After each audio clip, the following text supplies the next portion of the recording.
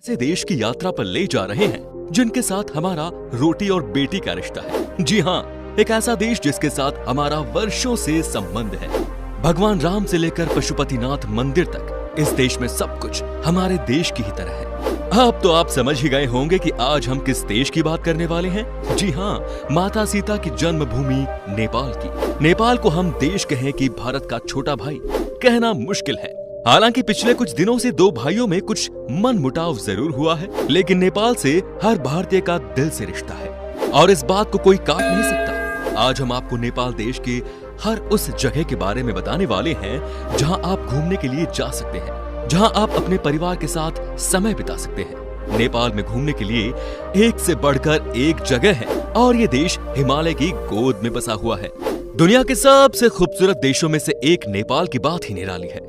और अगर आपको नेपाल हिंदुस्तान से जाना है तो वीजा लगवाने की भी जरूरत नहीं पड़ेगी। तो चलिए आज हम आपको नेपाल देश की वो तमाम जगह घुमा देते हैं जो कि है वर्ल्ड पॉपुलर डेस्टिनेशन। नेचुरल सुंदरता से परिपूर्ण नेपाल में विश्व प्रसिद्ध पशुपतिनाथ मंदिर के अलावा और भी बहुत से खूबसूरत पर्यटन स्थल है। छोटे से पहाड़ी देश नेपाल की आय का प्रमुख स्रोत टूरिज्म ही है। इसका उत्तरी हिस्सा हिमालय की चोटियों से घिरा हुआ है। यही नहीं, दुनिया की 10 सबसे ऊंची चोटियों में से 8 अकेली नेपाल में ही है। दुनिया की सबसे ऊंची चोटी एवरेस्ट नेपाल में ही स्थित है, जहां इसे सागर माथा कहते हैं। नेपाल हिंदू और बौद्ध धर्म की साझा विरासत खुद में समाये हुए है। इतनी सारी चीजें पर्यटकों को आकर्षित करने के लिए काफी है जनाब। सबसे पहले बात करते हैं काठमांडू शहर की। दोस्तों, काठमांडू शहर नेपाल दर्शनीय स्थल की शोभा बढ़ाता है, जो देश का बेहद ही खूबसूरत शहर है। नेपाल की राजधानी काठमांडू में शाम के समय सैर करने का एक अलग ही आनंद आता है। दरअसल काठमांडू हिमालय के पहाड़ों से घिरा हुआ है और ऐसे में शाम के समय यहाँ का मौसम काफी सुहाना हो जाता है। साथ में ही इस जगह पर नेपाली ट्रेडिशनल डांस और कई तरह के कार्यक्रमों का आयोजन भी समय समय पर होता रहता है। काठमांडू में आपको शॉपिंग करने के लिए भी काफी कुछ मिल जाएगा। साथ ही इस शहर में आप सनराइज का भी मजा ले सकते हैं। कहा जाता है कि सुबह सुबह जब धूप खिलती है तो यहाँ का नजारा बेहद ही खूबसूरत होता है। साथ ही अगर आपको नेपाली खाने का शौक है या यहाँ के खाने का स्वाद लेना चाहते हैं तो आपको एक से बढ़कर एक रेस्टोरेंट भी मिल जाएगा। दोस्तों, इस शहर की सबसे अच्छी बात ये है कि ये ओवर क्राउड नहीं है, यानी कि आपको कभी भी ऐसा नहीं लगेगा कि आप भीड़ भाड़ का हिस्सा है। तो नेपाल आप जब भी जाएंगे आपको इस शहर के दर्शन तो करने ही पड़ेंगे, क्योंकि यहीं पर सारी फ्लाइट लैंड करती है। पशुपतिनाथ मंदिर। दोस्तों, नेपाल के दर्शनीय स्थल में पहला प्रसिद्ध मंदिर पशुपतिनाथ मंदिर है।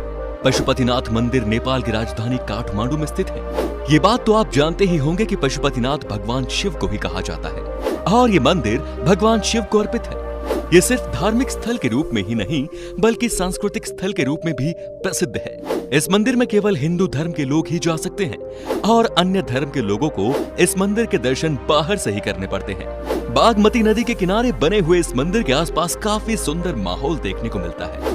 पर्व के दौरान काफी संख्या में भक्त इस मंदिर में आते हैं। काठमांडू से मात्र 3 किलोमीटर की दूरी पर स्थित इस मंदिर में जाने का सबसे बेस्ट समय सुबह के दौरान सूर्योदय का है। जी हाँ दोस्तों, वैसे भी हमारे देश से कई ऐसे लोग हैं जो कि साल में 1-2 बार इस मंदिर में जाकर भगवान शिव के दर्शन कर ही लेते हैं। कहा जाता है कि यहाँ आने के बाद आपके मन को बहुत शांति मिलती है और आपकी सोच बदल जाती है।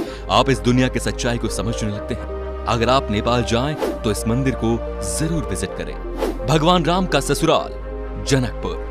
दोस्तों, रामायण की कहानी तो सबको पता ही है। आपको पता ही होगा कि भगवान राम का ससुराल नेपाल का जनकपुर है। जनकपुर नेपाल का प्रसिद्ध धार्मिक स्थल है और ये नगर प्राचीन काल में मिथिला की राजधानी माना जाता है। यहाँ पर प्रसिद्ध राजा जनक थे जो सीता माता के थे। आपको बता दें कि आज भी हमारे देश में मिथिला की जय जयकार है। बिहार के कुछ जिले जैसे कि दरभंगा और मधुबनी मिथिला का हिस्सा है। आप जनकपुर जाकर माँ सीता के महल के दर्शन कर सकते हैं। जनकपुर में आज भी वो धनुष वैसे का वैसा ही रखा हुआ है जिसे तोड़ने के बाद भगवान राम की शादी माता सीता से हुई थी। अगर आपको रामायण से प्यार है तो जनकपुर में आप रामायण के एक हिस्से को जी लेंगे। माता सीता के दर्शन आपको मिल जाएंगे। मुक्तिनाथ मंदिर। दोस्तों, मुक्तिनाथ मंदिर नेपाल दर्शनीय स्थल का एक और देखने लायक स्थल है। मुक्तिनाथ घाटी में ये मंदिर स्थित है। यह मंदिर भगवान विष्णु को अर्पित है और इस मंदिर में शालिग्राम शिला या शालिग्राम पत्थर की पूजा की जाती है। हिंदू धर्म के अनुसार शालिग्राम शिला में भगवान विष्णु का निवास माना गया है और इसीलिए इस पत्थर को काफी पवित्र माना जाता है। इस मंदिर को पेंगोडा वास्तुकला से बनाया गया है। वहीं ये मंदिर हिमालय से 3700 मीटर से भी ज्यादा ऊंचाई पर मौजूद है, जिसकी वजह से इस मंदिर के आसपास काफी प्राकृतिक सुंदरता देखने को मिलती है। यहाँ की तीर्थ यात्रा करना थोड़ा मुश्किल होता है, क्योंकि इस क्षेत्र की यात्रा में हिमालय क्षेत्र की बड़ी पर्वत श्रृंखलाओं को पार करना होता है। अब है पोखरा। दोस्तों, पोखरा नेपाल दर्शनीय स्थल का एक और प्रसिद्ध दर्शनीय स्थल है। पोखरा शहर के पास ही फेवा झील स्थित है और इस झील के चारों ओर काफी सुंदर और शांत वातावरण है। जो भी लोग नेपाल घूमने के लिए जाते हैं वो पोखरा जरूर जाते हैं। पोखरा नेपाल का दूसरा सबसे फेमस शहर है और इस जगह पर झील के अलावा कई सारे मंदिर भी हैं। साथ ही यहाँ की शाम बहुत ही खूबसूरत मानी जाती है। तभी तो कहा जाता है कि अगर आप नेपाल गए हैं तो एक शाम आप पोखरा के लिए भी रख लें। जी हाँ, यहाँ आपको नेपाल की ट्रेडिशनल लाइफस्टाइल देखने को मिल जाती है। यहाँ के होटल्स में रहने से लेकर यहाँ का खाना पीना सब नेपाली स्टाइल का है। यहाँ आप नेपाल को जी लेंगे। सागरमाथा। दोस्तों, सागरमाथा नेशनल पार्क भी नेपाल का एक बड़ा पर्यटक स्थल है जो बेहद ही सुंदर है। यह उद्यान नेपाल दर्शनीय स्थल में 4 चांद लगा देता है, जहां से माउंट एवरेस्ट को भी देखा जा सकता है। जो लोग माउंट एवरेस्ट नहीं जा सकते वे लोग सागरमाथा राष्ट्रीय उद्यान से माउंट एवरेस्ट को देख सकते हैं। इस पार्क में आपको कई तरह के पक्षी और जानवर देखने को मिल जाएंगे। आपको बता दें कि इस पार्क को प्राकृतिक विश्व धरोहर स्थल का दर्जा भी प्राप्त है, जहां जाकर आपको बहुत मजा आने वाला है। वैसे भी दोस्तों, जो भी नेपाल के दर्शन करने निकलते हैं वो सागरमाथा नेशनल पार्क तो आते ही आते हैं, तो आप भी जरूर जाइएगा। चलिए बात करते हैं अब लुम्बिनी की। दोस्तों, गौतम बुद्ध की जन्मस्थली लुम्बिनी दुनिया भर के बौद्ध अनुयायियों का तीर्थ स्थल है। भारत नेपाल सीमा से कुछ ही दूरी पर स्थित रुमिनोदेई गांव की लुम्बिनी गांव है। सम्राट अशोक के स्तंभ के लिए जाना जाने वाला ये स्थल यूनेस्को की विश्व विरासत सूची में भी शामिल है। यहाँ का प्रमुख आकर्षण केंद्र 8 वर्ग किलोमीटर में फैला हुआ बाग है। इसके अलावा माया देवी मंदिर भी तीर्थ यात्रियों के बीच खास लोकप्रिय है। इसमें गौतम बुद्ध की मां माया देवी की मूर्ति है। इस मूर्ति माया देवी में गौतम बुद्ध का जन्म देती हुई दिखाई गई है। कहा जाता है कि यहाँ जाकर आप जो भी मन्नत मांगते हैं वो पूरी जरूर होती है और शायद यही वजह है कि लुम्बिनी में भारी संख्या में लोग आते हैं। दोस्तों, आपको कैसी लग रही है ये वीडियो?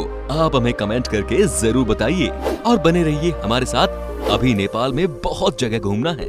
अब है चांगू नारायण मंदिर। आपको जानकर हैरानी होगी कि इस मंदिर को नेपाल का सबसे प्राचीन मंदिर कहा जाता है, जिसका निर्माण 4वीं शताब्दी में किया गया। कुछ कारणों से इसे दोबारा 1702 में भी बनवाया गया। चांगू नारायण मंदिर शिवपुरी पहाड़ियों पर स्थित है, जहां पर शेषनाग के साथ भगवान विष्णु की मूर्ति रखी गई है। पत्थर से बनी ये मूर्ति शिल्प कला का अद्भुत नमूना है। नगरकोट। दोस्तों, क्या आप हिमालय के नजारे का लुत्फ उठाना चाहते हैं? यदि हाँ, तो ये अद्भुत जगह आप ही के लिए बनी है।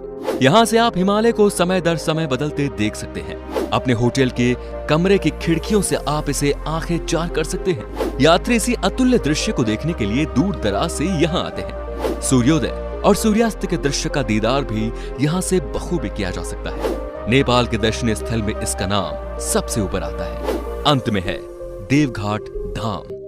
दोस्तों, देवघाट धाम भी नेपाल का प्रमुख पर्यटन स्थल है। देवघाट धाम काली गंडकी और त्रिशूली नदियों के संगम पर स्थित है। मकर संक्रांति के दौरान हिंदू धर्म के अनुयायी बड़ी संख्या में यहाँ आते हैं। इस दिन श्रद्धालु पवित्र नदी में डुबकी लगाते हैं। इसके अलावा यहाँ पर घूमने लायक कई ऐतिहासिक स्थल भी हैं। यहाँ पर त्रिवेणी मंदिर, वाल्मीकि आश्रम, सोमेश्वर कालिका मंदिर किला, पांडवनाथ, कबिलासपुर किला जैसे कई स्थान हैं, जिन्हें पर्यटक खास तौर पर देखना पसंद करते हैं।